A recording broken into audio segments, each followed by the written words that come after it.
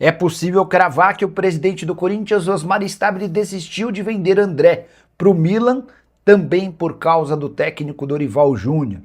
O treinador campeão da Copa do Brasil no ano passado e da Supercopa do Brasil desse ano tem dado sinais de descontentamento com o departamento de futebol e em especial com a diretoria, por conta de uma série de decisões tomadas. Tudo começa lá atrás, quando o Dorival é contratado e a promessa de 4 reforços não é cumprida. Isso foi mal digerido pelo treinador, que acabou ficando um pouquinho mais quieto no fim do ano passado, porque correu enorme risco de demissão. Ele só se salvou da dispensa após o título da Copa do Brasil. Nesse ano, maior, grande, por conta dos 2 títulos conquistados recentemente, o Dorival se sentiu confortável para fazer uma série de exigências. Ele ficou muito, mas muito incomodado com o fato de o Alisson não ter sido contratado. O Alisson era o jogador pretendido pelo Dorival e não o Alan, contratado junto ao Flamengo. O episódio do André só reforçou toda a chateação do técnico, que ainda cobra mais 3 ou 4 reforços até o fim da janela de transferências. A janela se encerra na teoria nessa terça-feira, mas na prática teremos a possibilidade de clubes contratando atletas que disputaram o estadual até 27 de março. Você deve ter ouvido ou lido sobre a declaração forte do Dorival depois da eliminação do Corinthians para o Novo Horizontino no último sábado. Ele deixou bem claro que vender o André seria um enorme equívoco e que ele havia deixado isso bem claro para o presidente Osmar Stabile. O Stabile recuou, desistiu do negócio, como eu contei com exclusividade nas minhas redes sociais e também aqui no YouTube. O grande ponto é que o Milan assegura que só faltava a assinatura do presidente do Corinthians. Todo o restante já estava fechado, inclusive com o aval do próprio presidente. O Milan não descarta ir à FIFA para tentar a confirmação da venda do André. Vai haver uma nova reunião nessa segunda-feira para ver se o Milan melhora um pouco a proposta ou se o Corinthians é forçado a negociar o atleta pelas condições já combinadas de 15 milhões de euros fixos mais 2 milhões de euros em bônus. Só para completar mais alguns bastidores, o Milan se defende afirmando que tem 32 e-mails trocados com dirigentes do Corinthians até a confirmação do negócio. E entre as assinaturas nesse contrato, há também a assinatura de um diretor jurídico do Corinthians, o que confirmaria que o negócio estava selado. E você, o que pensa dessa história? Já usa o espaço para comentário, só não esquece de deixar like e se inscrever no canal. André Hernan, me dá detalhes dessa história do André Luiz. Porque no sábado, vamos lá explicar essa história. Trouxemos a informação que o Corinthians tinha encaminhado a venda do André para o Milan numa negociação de 15 milhões de euros fixos, mais 2 em bônus. Esses 15 milhões de euros fixos seria, ao total daria 103 milhões de reais para o Corinthians. Vamos tratar como valor global 17. 17 Eu gosto milhões. de valor global. Tá, o valor global 17 milhões de euros, que daria ali mais ou menos 103 milhões de reais. O que nós tínhamos é que estava muito bem encaminhado, mas faltava a assinatura do presidente Osmar Stabile. Sim. Parece, o que você apurou e o Bruno Andrade vai complementar numa questão, uma negociação que pode ir para a FIFA até, o que você apurou é que o Corinthians recuou nessa conversa? Ou como é que tá, em que pé está nessa negociação? Falei com uma fonte hoje pela manhã que me disse o seguinte: não, o Corinthians não saiu da negociação, não encerrou conversas com o Milan, mas o Corinthians só vai tratar de avançar o negócio se mudarem as condições dessa negociação. Condições financeiras, condições de pagamento e tudo mais. Hoje, esses 17 milhões de euros no valor global por 70%, o jogador abrindo mão de 30% e o valor global indo para o Corinthians por 70%, na conta que Marcelo Paz faz, mas aí é conta para torcedor, tá? Se juntar os 30 do André, daria um valor de quase 25. Muita gente compra essa narrativa. Mas não, o valor que sempre foi nessa negociação é 17, 15 mais 2 para o Corinthians por 70%. Pronto, para simplificar a coisa. E a repercussão foi muito negativa na torcida, porque acharam um valor baixo, um jogador que está crescendo, um jogador que é muito bom jogador, extraordinário, o André, que vem jogando com a camisa do Corinthians. E muita gente dentro do Corinthians ficou insatisfeita. E aí vamos colocar um cara chamado Dorival Júnior que não gostou. Ele foi publicamente, ele demonstrou que... E internamente o Corinthians já sabia dessa insatisfação do Dorival. Vamos lá, o que dentro do Corinthians eu apurei. E aí é um pouco de visão interna, bastidor do Corinthians. Osmar Stabile estava já inclinado antes do jogo contra o Novo Horizontino a não assinar o documento. O Milan sempre tratou o negócio como encaminhado / fechado. O Corinthians estava numa negociação avançada, tinha algumas assinaturas, alguns registros de ok para o negócio avançar, mas Osmar Stabile não assinou e não estava inclinado a assinar, porque sabia da repercussão que tomaria conta depois da publicação, nossa aqui, e principalmente da insatisfação do Dorival Júnior. Então, Osmar Stabile não quer assinar, a não ser que mudem as condições. Esse é o Corinthians hoje. O Corinthians entende que está dessa maneira. Marcelo Paz, que está tocando essa negociação, está alinhado com o presidente Osmar Stabile na decisão dele. Então agora é uma outra conversa, é um outro tipo de negociação, novas reuniões para acontecer, para ver se vai caminhar ou não. Nessa condição de hoje, o Corinthians não faz negócio. Bruno Andrade, essa negociação do André com o Milan, você trouxe a informação também no domingo na matéria no site que já está disponível na ESPN Brasil, que esse caso, o Milan até cogita ir à FIFA para exigir que a negociação, a transferência ocorra. É nesse pé mesmo que o Milan está baseado em direitos dele para que essa negociação ocorra até via FIFA, caso o Corinthians dê para trás?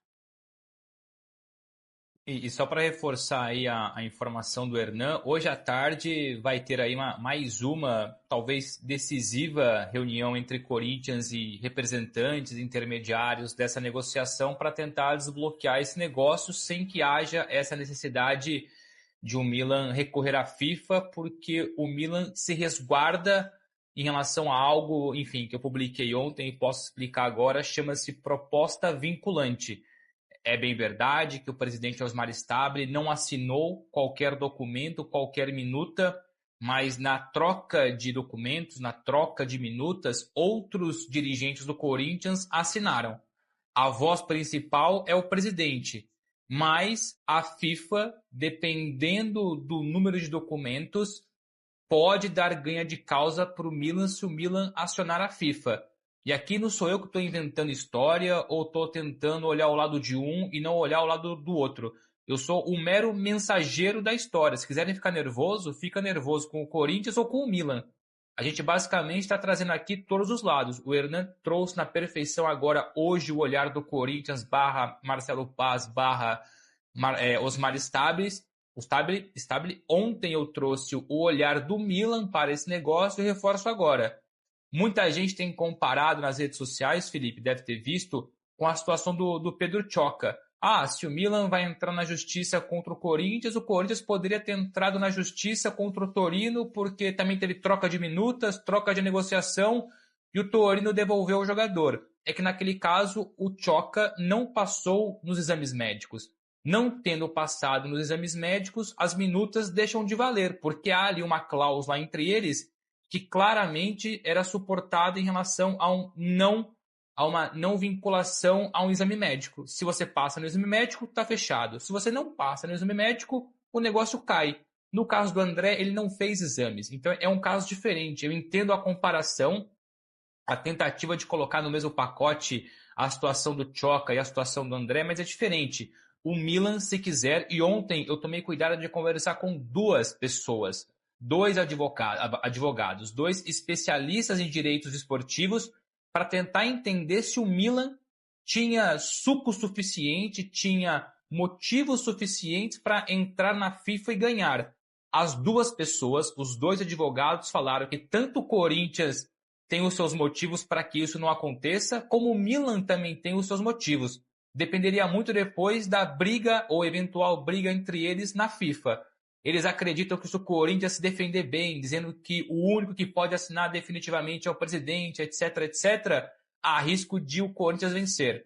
Agora, se o Milan se suportar com todos os documentos que tem, há possibilidade de a FIFA dar ganho de causa para o Milan. Então é um negócio muito complexo, que os dois lados têm poder de discussão, mas cabe agora primeiro a um entendimento amigável, como o André Hernan disse. Hoje, do lado do Corinthians, a ideia é para negociar o André, as condições terão que ser diferentes. O Milan está à espera dessa conversa hoje para tentar entender se aceita subir alguma coisa ou se vai bater o pé nos 17, nos 15 mais 2, e se for possível e se for preciso entrar na FIFA. Ou seja, os advogados do Corinthians contra, eventualmente, os advogados do Milan. E não sou eu que vou escolher o vencedor. Não é o André Hernan, não é você. Não é a gente que vai dizer aqui que o Corinthians tem razão ou que o Milan tem razão. Quem vai dizer que quem tem razão ou não é, eventualmente, a FIFA. Não, assim, o Corinthians entende que não assinou nada. O Corinthians se diz tranquilo em relação à questão da FIFA. Por quê? Mas tem documentos, tem ali a minuta trocada e tal. Quando você tem a minuta trocada, não quer dizer que essa minuta ela tem validade jurídica porque ela não está assinada, né? Não é o documento assinado pelo Corinthians, que é a assinatura do presidente Osmar Stabile. Então o Corinthians, por mais que tenha um avanço, uma conversa, algo alinhado, respostas de e-mails e tudo mais, elaboração de minuta de contrato, conversa de jurídicos e tudo mais, o Corinthians entende que sem a assinatura do mandatário, de quem dá a palavra final, não tem por que ser acionado e perder na FIFA caso o Milan tome essa decisão. Então o Corinthians se diz tranquilo, o Corinthians quer resolver isso da melhor maneira possível. Diga, Bruno. Eu vou abrir aspas aqui para um dos advogados com quem eu falei ontem. Eu até poderia dar o nome dele, até porque foi ali uma consulta profissional, não tem qualquer problema, mas enfim, nesse caso agora nem vem em cima da mesa. Mas vou abrir aspas aqui sobre as perguntas que eu fiz em relação a quem tem mais direito ou tem mais chance, Milan ou Corinthians. A resposta foi, entre várias respostas, uma me chamou mais atenção, que é assim: há matéria para ser discutida que beneficiam ambas as partes, tanto o Corinthians como o Milan. Na cabeça dessa pessoa, para a justiça brasileira, esses documentos seriam inválidos. Todavia, para a FIFA, que trabalha de outra forma, esses documentos podem ser válidos. Ou seja, até mesmo dentro do direito desportivo, dentro dos advogados, das pessoas que trabalham juridicamente com contratos de jogadores de clubes, há uma indecisão. Eles conseguem entender o lado do Milan, como conseguem entender o lado do Corinthians. Resta perceber se o Milan vai ou não vai à justiça, no caso esportiva, à FIFA, para conseguir os seus direitos. Enfim, veremos aí os próximos passos. Certo não é uma negociação totalmente descartada. Todas as partes continuam conversando, tentando encontrar o denominador comum. Vai deixando o seu like aí, ainda temos informações sobre Santos e Fluminense. Mas André Hernan... Não, eu queria só trazer um bastidor. De quadro do André? Do Dorival Júnior. Sobre essa questão do André. Pode? Lógico que pode. O Dorival Júnior, ele está muito satisfeito, colocou todas as suas insatisfações ali na entrevista coletiva e tudo mais. Ele usou, né, isso eu pude conversar com uma pessoa que esteve no vestiário do Corinthians, e o Dorival usou o seguinte exemplo para falar sobre a permanência e a necessidade dessa permanência do André, não de vender ali e tal. Em 2023, o Dorival era técnico do São Paulo. E o São Paulo tinha propostas pelo Nestor e pelo Beraldo. Uhum. E propostas de 12 milhões. E o Dorival vira para a então gestão antiga lá, que era Belmonte, Casares e tal, e diz o seguinte: não vende esses jogadores agora, preciso desses jogadores para conquistar a Copa do Brasil, conquistar aqui algo nessa temporada. E o Dorival pediu isso. Falou, não vendam os jogadores, eu preciso do Beraldo, preciso do Nestor, assim como preciso de outros jogadores aqui. E o São Paulo toma essa decisão de não vender os seus jogadores. Tinha proposta pelo Beraldo de 12 milhões de euros à época, e o São Paulo precisava vender, né? Enfim, o São Paulo financeiramente, assim como o Corinthians, sempre numa dificuldade muito grande nos últimos anos. Faz tempo já, inclusive. E o Beraldo se valoriza, ganha a Copa do Brasil com o São Paulo, é eleito, se eu não me engano, o melhor zagueiro da competição, ou está na seleção dos zagueiros da competição, e o PSG vem com a proposta de 20 milhões de euros. E é uma das maiores vendas de um zagueiro aí da história do São Paulo. Então o Dorival usa o exemplo do Beraldo para o André nos bastidores do Corinthians. Olha, 2023 passei pela mesma situação, pedi para ficar e tal, ficou e foi valorizado depois. Uma proposta de 12 virou proposta de 20. Valorizou, rapaz. Valorizou o jogador. Então o Dorival bate muito nessa tecla e bateu nessa tecla no sábado lá em Novo Horizonte, nas conversas ali com pessoas da diretoria, pessoas do staff do Corinthians. Ele citou esse exemplo. Então é legal a gente deixar aqui qual que é a posição do Dorival, que é uma posição de alguém como técnico, como uma autoridade e que está insatisfeito. Mas você vê que a conversa ali é com argumentos. E o Dorival tem argumentos ali para falar, olha, segura o moleque pode se valorizar numa fase de grupos de Libertadores e tal, de repente no fim do ano ele pode valer muito mais. Essa é a posição da comissão técnica, essa é a posição do Dorival Júnior. Não, até porque eu vou passar para o Bruno Andrade, que ele tem mais informações sobre o André. O Corinthians, o Marcelo Paz já falou que precisa fazer alguma venda do elenco, dessas joias, né? E quando a gente fala de joias, tem o Yuri Alberto, ou o Breno Bidon, ou o André, que são jogadores jovens e valorizados. E até aqui no chat, o Bruno Andrade, não sei se é a informação que você tem, a Vanilda perguntou assim, o André não abriu mão dos 30% dele, não? E aí, gente falando assim, como é que tá essa história? Não era 25 milhões de euros? Não sei se é essa a sua informação, mas me explica essas duas situações, porque ficou... 25 milhões de euros? Não teve proposta de 25 milhões de euros. Não teve, né? Não teve. O papel timbrado lá é 17 milhões de euros pelos 70%, que é o que o Corinthians tem.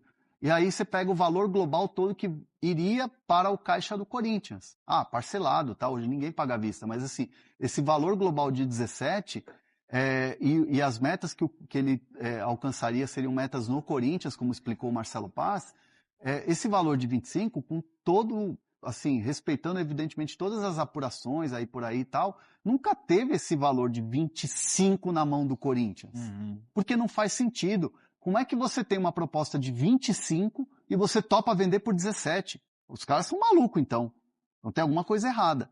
Então o Marcelo Paz, na coletiva, quando ele se pronunciou lá no sábado, ele fala, cara, a Juventus não teve proposta. E a informação que eu, Bruno, você também, a gente tem. Não teve proposta nem de Juventus e nem de Benfica. Mas teve um interesse.